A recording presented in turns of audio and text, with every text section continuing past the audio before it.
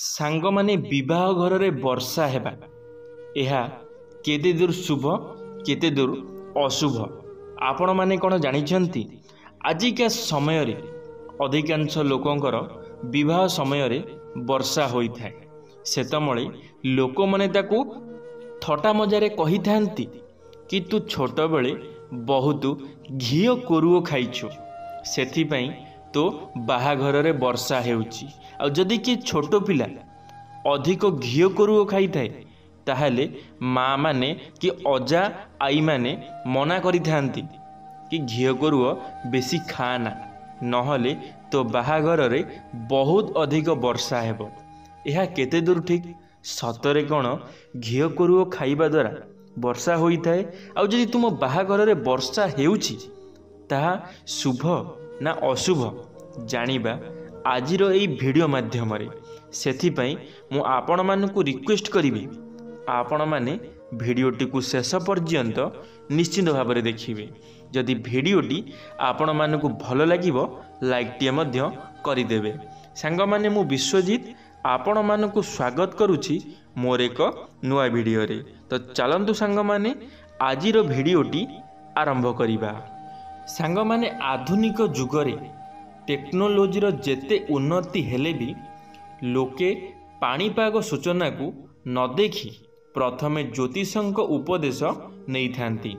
आज भी लोके कौनसी शुभ कार्य आयोजन करने पूर्वर तिथि शुभ बेला ज्योतिषंक द्वारा निर्धारित करती। सबु प्रकार शुभ कार्य मध्य विवाह एक स्वतंत्र धरणर शुभ कार्य होता है। सांग माने आपण माने जानिथिबे विवाह पूर्वर जातक देखा जाई थाए केबे शुभ बेल पड़ुची देखा जाई थाए किंतु पाग देखा जाई न थाए। टेक्नोलोजी कौनसी व्यवहार आम भारत रे करा जाई न थाए कारण एथिरे दुई जन लोक निजर पुराना जीवन यापन शैली को छाड़ी नूतन जीवन रे पाद देई थांती। तेणु जातक विधि रे बाहागरटी करा जाई थाए। तेणु विवाह भली शुभ कार्य पूर्वर शुभ बेला देखा जाई थाए। लोके विवाहर प्रत्येक परंपरा को मध्य शुभ समय अनुजाई निर्धारण करती। तेबे आपण माने जानिथिबे जे वर्ष रे प्रत्येक ऋतु रे एपरी किछि दिन अछि जहाँकि विवाह पाई उपयुक्त होई थाए। अधिकांश विवाह वर्षा दिन रे होई थाए। आउ किछि विवाह सुखिला पागरे हेउथिले भी हठात वर्षा होई थाए। तेबे एपरी परिस्थिति घटिले किछि लोके एहाकु शुभ कहिबा सहित आउ किछि लोक एहाकु अशुभ बोली मध्य कहि थांती। तेबे वास्तव रे विवाह समय रे वर्षा हेले ताहा अत्यंत शुभ होई थाए। ताहाकु भगवान को आशीर्वाद स्वरूप विश्वास करा जाए। एपरी कुहा जाए जे बर बधुंकु स्वर्गर राजा इंद्र आशीर्वाद स्वरूप वर्षा कराई थांती। तेणु एथिरे जेउ लोक माने कहंती जे यह अशुभ बोली ताहा संपूर्ण भाव रे भूल अटे। सांग माने जदि आपणकर विवाह समय रे वर्षा हेउछि ताहाले आपण माने जानि रखंतु आपणकर विवाह रे भगवान मध्य खुशी अछंती। आ से विवाह आपणकर प्रत्येक दिन खुशीमय हेबो कारण आजिका समय रे एमिति विवाह हेउछि जहाँकि गोटे बरस भी ठिकु नाही। गोटे बरस रे डिवोर्स हो जाउछि छाड़पत्र हो जाउछि जहा द्वारा कि बहुत जीवन नष्ट हो जाउछि। सांग माने यदि आपण मानकु केबे भी केही कहउछंती ये अमंगलिया कि अशुभ तो बाहाघर रे सेथि पई वर्षा हेउछि ताहाले आपण माने तांकु जणै दियंतु जे कि सेमानंकर बाहाघर रे वा मो निज बाहाघर रे भगवान खुशी अछंती। भगवान इंद्र मो विवाह घर रे खुशी होई से मते स्वर्गलोकरु आशीर्वाद करुछंती। से लोक को एमिति बुझेई दियंतु कि से लोक बुझी जिबा दरकार कि विवाह समय रे वर्षा हेबा शुभ ना अशुभ।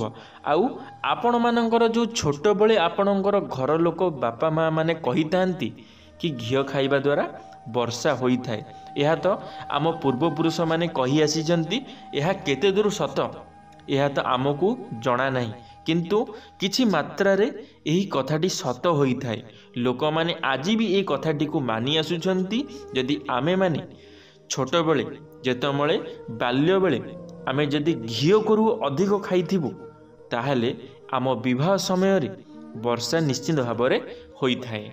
ବିବାହ ସମୟରେ ବର୍ଷା ଯେତେ ଅଧିକ ହୁଏ, ସେହି ଅନୁଯାୟୀ ବଧୂର ଆଗାମୀ ଜୀବନ କେତେ ମଙ୍ଗଳମୟ ହେବ ତାହା ଜଣାପଡ଼ିଥାଏ। ଯେତେ ଅଧିକ ବର୍ଷା ହେବ, ସେତେ ଅଧିକ ବଧୂ ବିବାହ ପରେ ଖୁସିରେ ନିଜ ପରିବାରରେ ଜୀବନଯାପନ କରିବ। ତେଣୁ ଏପରି ବର୍ଷା ହେଲେ ମନରେ ନକାରାତ୍ମକ ଚିନ୍ତାଧାରା ନ ଆଣି ସକାରାତ୍ମକ ଚିନ୍ତାଧାରା ଆଣିବା ଉଚିତ, ଯେ ତାହା ଭଗବାନଙ୍କ ଆଶୀର୍ବାଦ ଅଟେ। ସାଙ୍ଗମାନେ, ଆପଣମାନେ ଗୋଟିଏ କଥା ମନେ ରଖନ୍ତୁ, କାହା ବାହାଘରରେ ବର୍ଷା ଅଳ୍ପ ହୁଏ ତ କାହା ବାହାଘରରେ ବର୍ଷା ଏତେ ଜୋର ହୁଏ ମାନେ ଲୋକମାନେ ଖାଇ ବି ପାରନ୍ତିନି, ଲୋକମାନେ ଗୋଟେ ଜାଗାରେ ଛିଡ଼ା ମଧ୍ୟ ହୋଇପାରିନଥାନ୍ତି। ତ ଆପଣମାନେ ଜାଣି ରଖନ୍ତୁ, ଯଦି ଆପଣଙ୍କ ବିବାହ ଘରରେ ବର୍ଷା ବହୁତ ଅଧିକ ହେଉଛି, ଏହାର ମାନେ ହେଉଛି ଆପଣଙ୍କର ବିବାହରେ ଭଗବାନ ମଧ୍ୟ ଖୁସିରେ ଅଛନ୍ତି, ଆଉ ତୁମମାନଙ୍କର ଦାମ୍ପତ୍ୟ ଜୀବନ ସୁଖମୟ ମଧ୍ୟ ହେବ। ଯେଉଁଠି ଭଗବାନ ତୁମ ବିବାହ ଘରରେ ଖୁସି ଅଛନ୍ତି, ସେଠି ଆଉ ଆପଣଙ୍କର କ'ଣ ଆବଶ୍ୟକ? ଆପଣଙ୍କର କିଛି ବି ଆବଶ୍ୟକ ନାହିଁ। ସେଥିପାଇଁ ଯେଉଁ ଲୋକ ବି ଯିଏ ବି ହେଉ ଆପଣଙ୍କୁ ଯଦି କହୁଛି କି ତୁମେମାନେ କିଛି ଭୁଲ କାର୍ଯ୍ୟ କରିଛ, ସେଥିପାଇଁ ତୁମ ବିବାହ ଘରରେ ବର୍ଷା ହେଉଛି, ଏହା ସମ୍ପୂର୍ଣ୍ଣ ଭାବରେ ଭୁଲ ହୋଇଥାଏ। କାରଣ ଆପଣମାନେ ଜାଣି ରଖନ୍ତୁ, ଭଗବାନ ଯେତେବେଳେ ଆପଣଙ୍କର ବିବାହ ଘରରେ ଖୁସି ଅଛନ୍ତି, ଯେତେବେଳେ ଭଗବାନ ଆପଣଙ୍କର ବିବାହ ଘରରେ ଆଶୀର୍ବାଦ କରୁଛନ୍ତି, ସେଠି ଆପଣଙ୍କର କୌଣସି ବି ଭୁଲ ନାହିଁ। ସେଥିପାଇଁ ଲୋକମାନଙ୍କର କଥା ଶୁଣିବା ବନ୍ଦ କରନ୍ତୁ। କାରଣ ଏ ଦୁନିଆରେ ଲୋକମାନଙ୍କର କାମ ହେଉଛି ସେମାନେ କହିବେ। ତ ସେଥିପାଇଁ ଲୋକମାନଙ୍କର କଥା ଆମର ଶୁଣିବାର ହିଁ ନାହିଁ। ଲୋକମାନେ କ'ଣ ଆମକୁ କହୁଛନ୍ତି, ଲୋକମାନେ ଆମକୁ କ'ଣ କହିବେ, ଆମେ ଯେପର୍ଯ୍ୟନ୍ତ ଲୋକମାନଙ୍କ କଥା ଶୁଣୁଥିବା ସେ ପର୍ଯ୍ୟନ୍ତ ଆମେ ପଛରେ ହିଁ ରହିଯାଇଥିବା। କାରଣ ଲୋକମାନେ କେବେ ଚାହାନ୍ତି ନାହିଁ ତୁମ ବୈବାହିକ ଜୀବନ ସୁଖମୟ ହେଉ। ଲୋକମାନେ ସବୁବେଳ ପାଇଁ ଚାହିଁଥାନ୍ତି କେମିତି ତୁମର କିଛି ତ୍ରୁଟି ବାହାରିବ, କେମିତି ତୁମ ପତ୍ନୀଙ୍କର କିଛି ଗୋଟେ ଭୁଲ ବାହାରିବ, ଆଉ ସେ ଭୁଲକୁ ସେ ସମସ୍ତଙ୍କ ଆଗରେ ବେଜିତ କଲା ଭଳି କଥା କହିକିରି ସମସ୍ତଙ୍କୁ ଖରାପ କରାଇବେ, ସମସ୍ତଙ୍କ ଆଗରେ ତୁମ ପତ୍ନୀଙ୍କୁ ଖରାପ କରାଇବେ। ସେଥିପାଇଁ ଲୋକମାନଙ୍କ କଥା ଶୁଣନ୍ତୁ ନାହିଁ। ଯାହା ହେବାର ଥିବ ତାହା ନିଶ୍ଚିତ ଭାବରେ ହେବ। ଧନ୍ୟବାଦ ସାଙ୍ଗମାନେ, ଭିଡ଼ିଓଟି ଶେଷ ପର୍ଯ୍ୟନ୍ତ ଦେଖିଥିବାରୁ ଆପଣମାନଙ୍କୁ ଅଶେଷ ଅଶେଷ ଧନ୍ୟବାଦ। ଆଶା କରିବି ମୋର এই ଭିଡ଼ିଓରୁ ଆପଣମାନଙ୍କୁ ନିଶ୍ଚିତ ଭାବରେ କିଛି ଶିଖିବା ପାଇଁ ମିଳିଥିବ। ଯଦି ମୋର এই ଭିଡ଼ିଓରୁ ଆପଣଙ୍କୁ କିଛି ଶିଖିବା ପାଇଁ ମିଳିଛି, ତାହେଲେ ଲାଇକ୍ଟିଏ କରିଦେବେ, ସାଙ୍ଗମାନଙ୍କ ମଧ୍ୟରେ ସେୟାର ନିଶ୍ଚିତ ଭାବରେ କରିଦେବେ। ଯଦି ଆପଣମାନେ ଆମ ଟକିଂ ୱାର୍ଲ୍ଡ ୟୁଟ୍ୟୁବ୍ ଚ୍ୟାନେଲରେ ପ୍ରଥମ ଥର ପାଇଁ ଆମ ଟକିଂ ୱାର୍ଲ୍ଡ ୟୁଟ୍ୟୁବ୍ ଚ୍ୟାନେଲକୁ ସବସ୍କ୍ରାଇବ୍ କରି ବେଲ୍ ଆଇକନ୍କୁ ଅଲ୍ରେ କ୍ଲିକ୍ କରିଦେବେ। କାରଣ ଆମ ଚ୍ୟାନେଲରେ ଯେବେ କିଛି ନୂଆ ମୋଟିଭେସନାଲ୍ ଭିଡ଼ିଓ ଚଢ଼ାଯିବ, ଆପଣମାନେ ସର୍ବପ୍ରଥମେ ଦେଖିପାରିବେ। ଧନ୍ୟବାଦ ସାଙ୍ଗମାନେ। ଜୟ ଜଗନ୍ନାଥ, ଜୟ ମା ଶାରଳା, ଜୟ ଶ୍ରୀକୃଷ୍ଣ।